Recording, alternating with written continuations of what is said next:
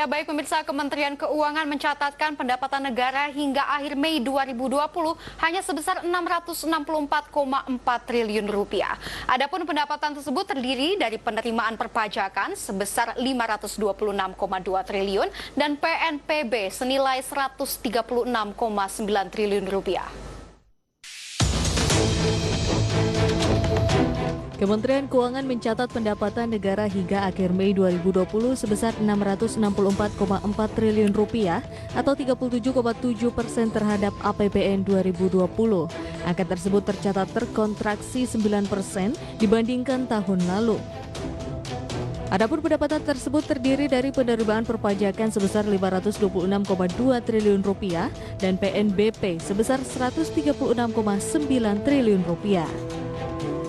Pada bulan Mei ini kita sudah mencatat defisit 179,6 triliun atau 21,1% dari total defisit yang ada di dalam Perpres 54. Dan ini terjadi berarti kenaikan defisit dibandingkan tahun lalu sebesar 42,8 karena tadi kelihatan bahwa seluruh penerimaan negara mengalami kontraksi.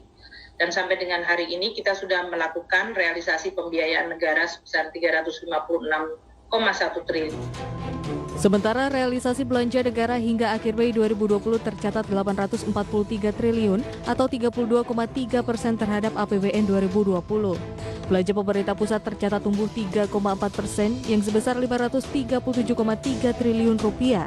Sementara transfer ke daerah dan dana desa terrealisasi sebesar 306,6 triliun rupiah atau tumbuh 5,7%. Dengan demikian, keseimbangan primer APBN 2020 hingga Mei 2020 tercatat 33,9 atau 6,6% terhadap APBN 2020.